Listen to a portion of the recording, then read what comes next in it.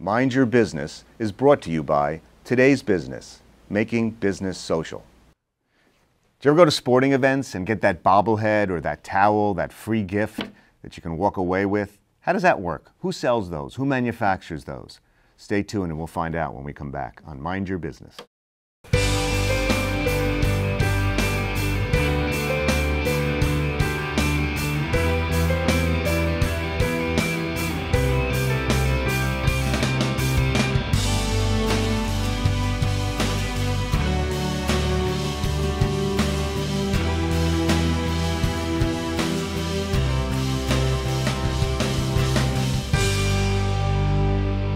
Welcome back. I'm Barry Farber, and this is Mind Your Business. What are the 3 key things customers look for when they do business with you? Well, over thousands of surveys, customers have said these 3 key things are most important. Okay, they got to like you, they got to respect you, and they've got to trust you. Now, to like you, obviously you have to have a great attitude. You have to, listen to the customer, ask questions, prepare ahead of time. Building rapport is a whole nother subject, but that's critical. They got to feel comfortable with you, that you are yourself, that you're comfortable in your own skin makes other people comfortable. The second is they got to respect you, and respect is not just the knowledge and understanding you have of your own business and of theirs, but it's also treating them like human beings, like follow-up and follow-through. And I still believe today, I can't tell you how many times people make a comment about this, but I write handwritten thank you notes after meetings, even if they're only a couple of sentences or 2 words, just thanks for the time. Handwritten, and it goes out in an envelope. It's just, with our technology today, we forget about the little things that make a huge difference. Or helping somebody with maybe nothing to do with their business. Maybe they have, one of their kids has a problem and you have some contact that you could help them with. I can't tell you how many times that goes a million miles with somebody that has nothing to do about your business, but you're focused on helping them and their family in a whole different area. So respect. But trust is everything. Trust, you can have a relationship for 16 years and in 1 minute lose it because of one little lie. Trust because they feel comfortable with you. Over the years, I've had different contracts for patents or clients or athletes or entertainers where we do have certain contracts that we have to sign and follow through with for details. But I've had handshakes with companies that hire me to do specific things, and I say, I tell you what, I have no contract. We have no contract. I tell you what, you want to fire me, you call me up and you say, we're good, this is it, last day. Because if I'm not adding value, I tell them, if I'm not adding value to your company, to your people, if things aren't growing the way you feel comfortable, then you should fire me. And it's likewise, what if I can't add value because maybe the company doesn't have something set up where they don't have value? Maybe it's good for me too. But that relationship has paid off more times than a contract because of a handshake. Speaks 1,000 things about a human being, about their follow-up and their word. And it's a nice feeling to look back and know that those kind of relationships are the most important, your word. So they got to like you, they have to respect you, and they have to trust you. And when we talk about trust, we're going to hear from somebody how they build trust with national sports teams, from MLB, NBA, to all the colleges around the country, the partnerships they build. How do they do that? We're going to be right back. Don't go away.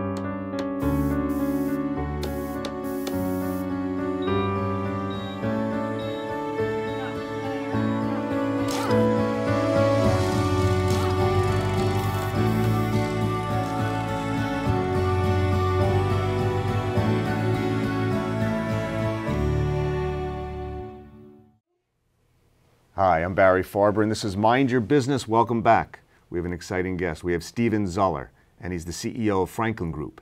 He's been designing, printing, distributing innovative marketing materials and promotional products for a wide range of sports organizations and commercial entities. In New York and New Jersey alone, they've partnered with the New York Islanders, Brooklyn Nets, New Jersey Devils, New York Red Bulls, and Seton Hall University, to name a few.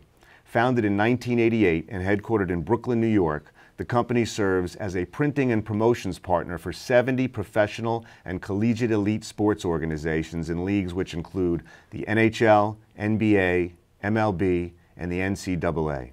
Stephen, welcome. Thanks for coming on. Thank you, Barry, for having me. Appreciate it. So let's start out right away. How did you even get into this business? I started in 1988 in the printing business. It was a different business back then. It was more print, less promotional. Started out at a college, came out of Queens College. Right out of college? Right out of college, yeah. I graduated in accounting. I realized after a while, it wasn't for me to sit behind a desk all day. I needed to be running around, meetings, different people. So I started in the print business, and that's where I started back then in 1988. Right. So now you're doing printing and promotion, so it's more products too. So you work with the health organizations, you work with sports teams, businesses. Tell me about what you went through to get the Brooklyn Nets to first sign them up. They were your first team, right? They were my first sports team. Right. Basically, I went back, they were in Jersey at the time. I approached them in New Jersey knowing that they were moving to Brooklyn, tried to do some business with them in New Jersey, made some relationships over there, got to the right people, luckily after a while. I mean, it took time to get to the right people and to develop the strategy that I wanted to do. Did some business with them, went to some games out there in Jersey, and when they came to Brooklyn, I was, at that time, right before they came to Brooklyn, I was able to carve out that relationship. Okay. So you go and call on these companies. I want to know for the viewer of how you get in the door, okay? Part of my business is gaining access to companies, and I like to go right to the top first. And people say, you'll never get to the CEO. You'll never get to the president, the owner. But there's a purpose in that strategy, and I'm curious, how do you go in and first of all, get the meetings? So the way we approach a lot of the business that we do today is referral. I mean, we're in the business. People know who we are. I'm involved in the sports industry as well. I mean, I sit on the board of ALSD, which is the Association of Luxury Suite Directors. That's an organization that takes, that really is far range over all over the country. And they have a conference every year. They have different people that are involved in the organization. I sit on the board as a lay leader in terms of one of the sport, not from the sports teams. Everyone else is basically people from Staples Center or people from Chicago. So what we do is we approach, so a lot of it's referral, a lot of it's which is huge, referrals, word of mouth. Best way to go in. Yeah, for sure. I mean, we've grown, we've developed a name within the industry as as a provider of products, collaterals and sports products that's responsible, and we're able to meet deadlines. We're able to do the right thing by the partners that we have. So the Brooklyn Sports was the first one. It's still a team that we have today. It's grown as well into many organizations. Nassau Coliseum. As they've grown and taken on different as their companies have grown, we've grown with them. So you talk about a partnership. Before we get into that, I'm curious. Let's say you have a meeting with a healthcare company or a sports team or whatever it is. What goes through your mind? Obviously, you said you get involved with the calls. You go on the calls, right? Okay, and you bring your team with you. Sure. How do you strategize before that call? What goes on to make that call successful before you get in the door? So I would say we sit down as a team. We have a great marketing, business development organization that we have, and we sit down and we do research on the organization. What kind of research? We go onto their websites, we make phone calls in terms of who they operate with, who their clients are, who their partners are. We want to understand who the people we're meeting with are. Right. Is it something that's a fit for us? I mean, every organization is not a fit for us. I mean, we want to partner with people that share the vision that we have in terms of giving back to communities, developing working with organizations that we can work with in a good way. So we really sit down as a team, we strategize, we'll sit and we'll say, okay, this is the CEO, this is the vice president of marketing, this is the business development team. Who do we know? Who do we know? Like, who do we know from the organization, or if they're friends with someone from the organizations that works with them, that we can talk to about them and really gain some access and understand before we go in. Before I go into any meeting, I really understand who I'm meeting with. I'll know who they're meeting with, who I'm meeting with, what they've done, what they've accomplished, many of them what they've accomplished, and also where I see a fit that we can work together with them. It builds huge trust because they see you've done your homework. Right away you're breaking barriers. Because they right away, who is this person, and You don't just come in pitching, right? Yeah, for sure. I mean, usually before I meet with someone, somebody that they know, that knows me, will make a phone call or an email on my behalf and say, I know you're meeting Steve tomorrow and his team. They're great people. They're great partners. I think you should. Oh, so you have one of your clients call. Yeah, prospects. I try to, as much as possible, to reach out with them. We'll always send something to them before we meet with them to let them know we're coming and who and what to expect. We always try to have a one-on-one meeting, like a one-on-one meeting, the two teams together, as opposed to a phone call. I mean, we feel that we try to make it as personal as possible. Face to face. Face to face. Wherever I gotta travel, I'm there. Yeah. There's that airlines commercial years ago. They had the CEO, giving out tickets to everybody. I want you to go see our customers. We haven't seen them in a while. Yeah. And this one's for me. I'm going to visit my first customer. It's nothing like that breaks barriers. And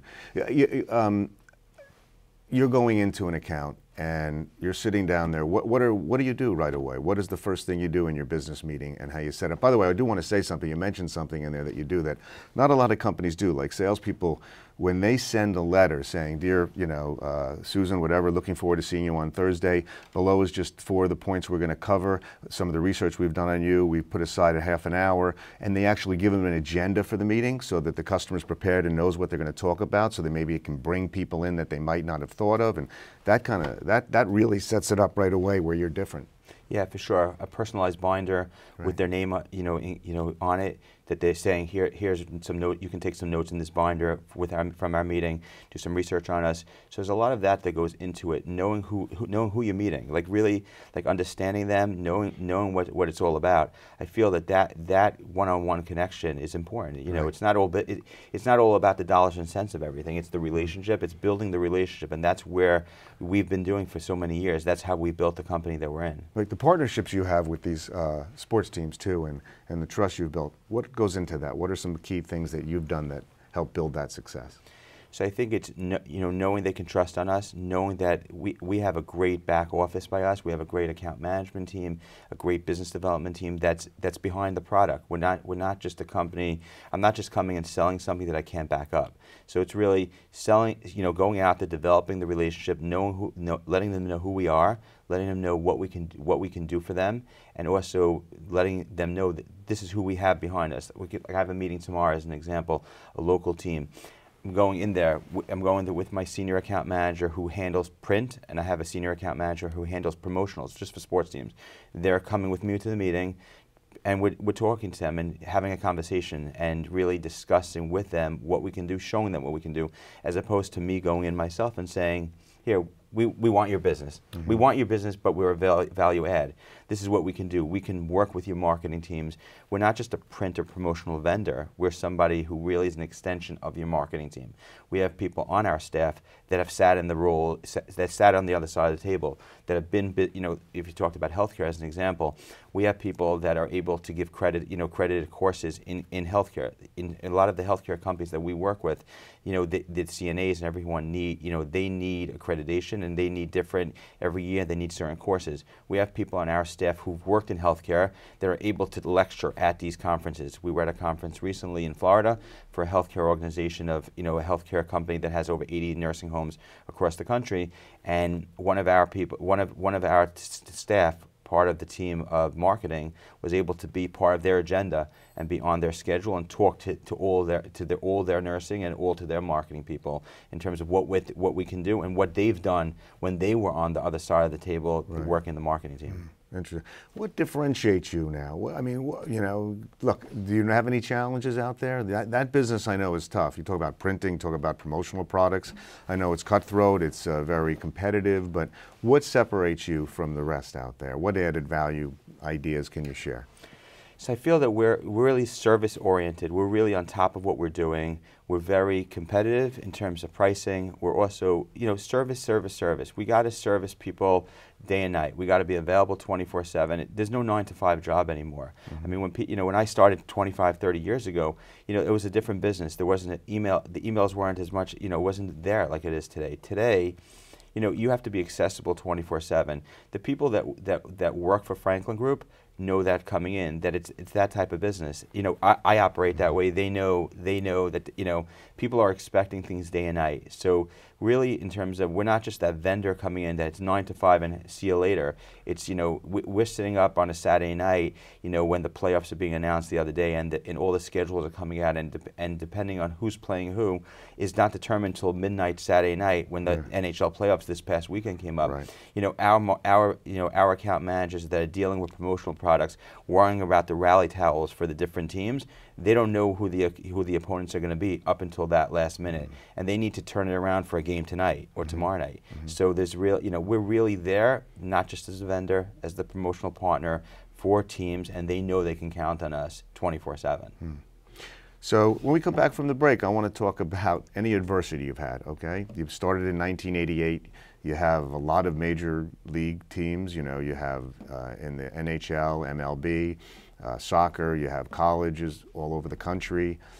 I'd like to get into that because I think that's a really competitive industry, I found. And I'd also like to know, what are the products you make? I mean, you make bobbleheads, and Sure. and your incentive is to get people to come to the stadium, right? Yeah. You know, we're going to give away 5,000 or 10,000 of these, right? And then you have to respond fast, and turnaround time. What about overseas and volume? I'd like to understand that part of the business. It's all fan experience. Fan experience is and how you build your customers' business too. For sure, working as an extension of their marketing team, and, you know, being that value add. Right. That's what, you know, that's what separates us, and that's what, you know, more than happy to We're going to talk about. about that. All right. Be right back with Stephen Zuller. See you in a moment.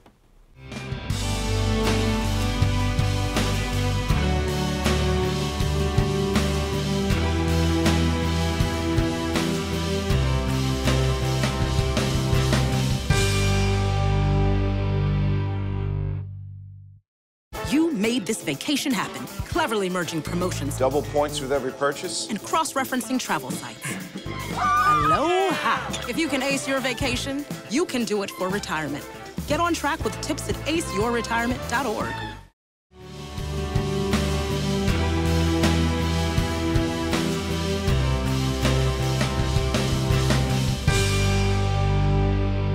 Welcome back. We're with Steve Zuller, the founder and president of Franklin Group, who represents partnerships with sports teams, from major league teams to college, healthcare companies, corporate events, and so forth. And it's an interesting business you're in. Even before we get started, how do you know, in the break I found that you have 4 girls, and you're a father of 4 girls. How do you spend time with them? Because I know you talk about 24/7, your business is operating. How do you spend time with them, and how important is family to you, and what kind of message can you give to somebody running their business? I think that family is very important. I think it's part of your daily life, and you need to make time for it. Whatever you're doing in life, you need to make time for it. I make time for each of my daughters. I try to take them out at least one, you know, individually, you know, as much as I can. I spend time with all of them. Really, I really put a lot of time one-on-ones. I really find one-on-one. Whatever they like. Whatever they like, I take them. One of my daughters loves sports, I'll take her to a sporting event. One loves restaurants, I'll take her to a restaurant. Right. You know, whatever they want, I really make time for it. And as I've gotten older, and I've spent more time with it, I've really found, especially my youngest daughter now, who's 13, I see it, like with her, I find that I spend much more time, as opposed to when the others were growing up. I made time, but I make much more time now. You think you could build your business to be bigger if you didn't have kids? You know, I wouldn't be able to do that. I really think that having kids is what keeps me going. It really gives me energy to do it. I spend time with them. I spend time with my community as well. I put a lot of time into my community. I think it's important as well.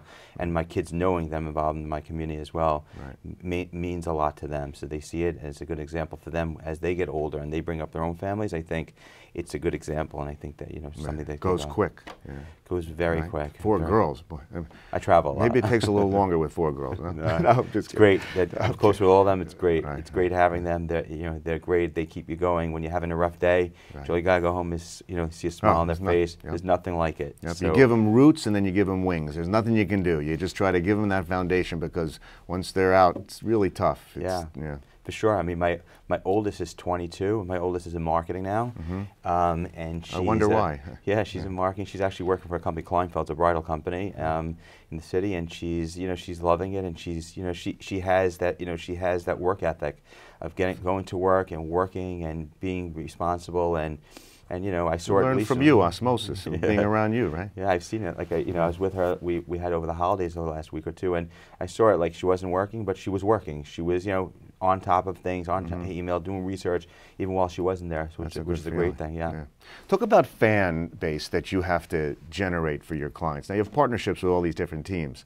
And it costs a lot of money to go to these games these days, and you want to pull people in so they're excited. I want to understand, what is it like you talk about bobbleheads that you make for the fan experience, or the first 10,000 fans, or however that works. What goes into, what are the characteristics of a good promotional product that you create that has a great success? What are some of the key things that you put into that design? So I feel that working together with the marketing teams of the partners of ours, I think that's crucial. I think that when we sit down with them from the beginning and from the concept of what we're coming up with, we try to make something. We try to suggest and work together with the team to have something that that really reflects on the team, on the culture, and on the experience that the fan wants to go home with. Right. Really working together with them. A lot of fans go to the games because, like you're saying, it's a big expense to go to the games. They want to feel that they're getting something. We work together, as an example, with one of our partners, the San Jose Sharks. They were awarded for the best fan experience through J.D. Power Associates. Why? Because they're committed to fan experience and giving their fans the best opportunities when they go out there. And it shows. It shows on the products they're putting out there. They have, they'll come up that you make for them. Yeah, we make for them. We work together with them. We work together with their team and coming up with a calendar of events a year in advance of what's going to go on over the course of the year. And they put it out. We just did some. They just were recognized by J.D. Power. They gave us testimonials on it, and they shared it, and the bobbleheads they put out there were world recognized. Right. Testimonials are so important. They're the most important thing in the world. People don't understand sometimes how to leverage that. You have customers talking about what you did well, why you build value, what differentiates you, and to take that and show other prospects so that they see that value is so critical. Whether you do it audio, video, the QVC, working with them, I see every time some customer calls in, boom, I loved it, I just used it, my family loves it, and then everybody feels comfortable because they know somebody in their own shoes went there. Yeah, it's all in the PR and having the right PR marketing team that's able to get the message out properly. From the team, from the healthcare company, from the nonprofit that we'll work for, or for even our own company. It's having those testimonials, having them done, and putting them out properly is very important. I mean, it's something that we're working on. We've enhanced our experiences within our own company of our own marketing departments and having the right PR. We're working on it, putting it on. Today's social media is the huge outlet to get everything out on. When we started years ago, there was none of that. Today, it's you put something out within a minute, you have responses. What is the product though? What differentiates your product? What goes into a product that you create? Is it something unique? Is it something about the player? Is you know what I'm saying? I mean, sure. you take a bobblehead or anything. What like if you're looking and deciding, what are 3 of the top things you consider when making that product? I think it's the quality of the product. We're very committed to quality. We work on quality to make sure that the quality of the product is perfect. Right. So it doesn't break. Yeah, it doesn't break. Nothing goes wrong. It doesn't chip. The towel, the inks on them. It's done the right process on them. Right. So we have a great service and price. I mean, really, you need to be very competitive. It's a very competitive market. You have to be service oriented. You really have to service them. Customers always right. Always be on top of what you're doing. It goes from the product to to a lot of print collateral that we're doing, and we're doing a lot of print collateral. Giving it out to the fans, making sure they're getting the stuff. If it's going to, as you spoke about before, about a game day experience. A lot of teams are still doing the game day programs. Yearbooks, game day programs. We do a lot of that as well, and making sure they're going home with something that they feel is a souvenir from that game. Ready? I'm going to show you something. Tell me what you think. Here's a pen. Ready? Yeah. Let's say you put the team on it, right? Yeah. You put the team and you put their face and it pops open, you squeeze it together, and it's a pen. Then you fold it and it goes back and you can put it in a scorecard or something, but it keeps the brand and the company. What would you consider something like that? Is that doable or? Yeah. I think this is a great idea, actually. I think it's something that's unique. It's something that someone will take home with them. As long as the pen operates well, you know, they'll use it. Right. So made in America. Made in America. Versus made in China. Yeah. I want to ask you about that because I want to understand when you do volume, sometimes making overseas makes a difference in the price. But if you want, like you said, if you have a promotion, something's got to be done in 3 days. Sure. How do you do that? And what's the difference between, you know, who you use to deliver that product? So all those decisions go into our account management team that procures the products. It really depends on, number one, the turnaround time. Number two, price points and also quantities. So that's determined when a product, you know, as a product is, you know, as a team needs a product or as an organization needs a product, we determine like when is it needed. As an example, you know, we have the playoffs now in the NHL and NBA. So a lot of these teams that we have, 6 of our teams that made the playoffs now, of our professional sports teams, so they all need different products for the playoffs. So in an event like that, a lot of that you know, can't be done overseas because you need to make sure that you're going to have to turn that around within 24 to 48 hours. So with things like that, you're operating with one. You're operating that way. When it comes to But you have to have the molds made for that already, right? That's something you can't do overnight. Yeah, right? There's a lot of things that can't. Yeah, but there's a lot of dies that need to be done. Also, there's different ways to be done. Now, when you're doing stuff and you have a lot larger turnaround time, you're able to do stuff overseas and keeping the cost down. You're buying in volume. You're ordering them in advance. There's a lot of that different kind of things. So it's really having a combination of plans that you work with that are able to do the fast turnarounds and you're able to do ones that take longer, you know? What's your definition of success now that you've been doing this since '88 and you started this right out of college and you know you train a lot of people, you have over 30 people working for you, you have a lot of new people that you have as, you know, you're their mentor to them. I mean, what is your family of 4 girls, and you know, what is your definition of success today? Making a difference, really. Somewhat, you know, I just want to make a difference in terms of my community, in terms of my business, in terms of my family. That's really what I value as success. It's not all money. It's all, you know, making a difference. What is the difference? Meaning what? Making a difference. Going out there, knowing that your children value responsible working, a work ethic. You know, someone who cares. Going out there in terms of your community, making a difference in terms of your community, giving back to your community, put time into your community. A lot of people don't have the time or don't want to put in the time to it. You need to put in time to your community to make a difference in your community. In terms of your business, knowing that your employees care about you, you care about them, knowing you have their back. When it comes, you know, through thick and thin, you need to make sure that you're going to work and knowing they respect you and knowing that they care and knowing you care about them and producing and, you know, and running a good company. Right. As far as building relationships, I remember this quote: nobody cares how much you know until they see how much you care about them. And once they see that, whether in your efforts, your actions, it sounds like you do that in business and at home, and really pays back dividends from that. Yeah. Listen, you know, you do things in life to do the right thing. You know, you do business to try to do the right thing all the time, and try to do business with people that you know share the same values as you. Right. So, you know, we speak about businesses, about doing things different. You know, everyone does business differently. You know, it's making a difference and caring about who you're doing with. A lot of healthcare things that we do, you know, we work with healthcare organizations that you see the difference between certain organizations and other ones. People that really care. They're putting their time and their effort to caring about the people they're treating.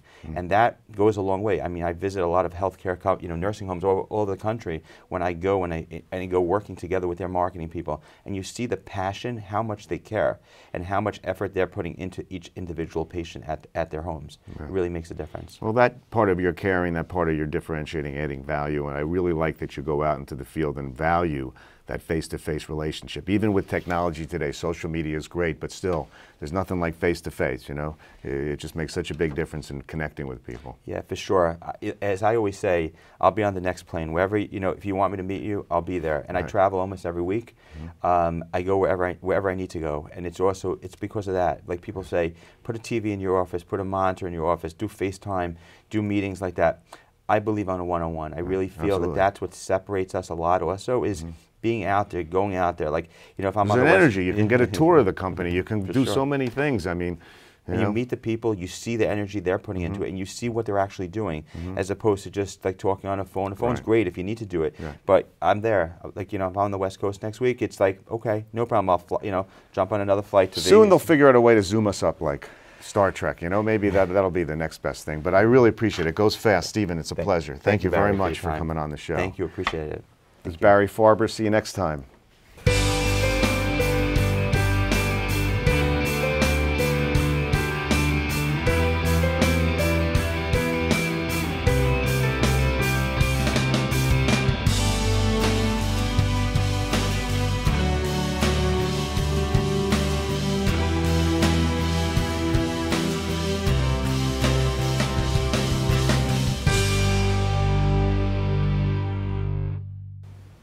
Mind Your Business is brought to you by Today's Business, making business social.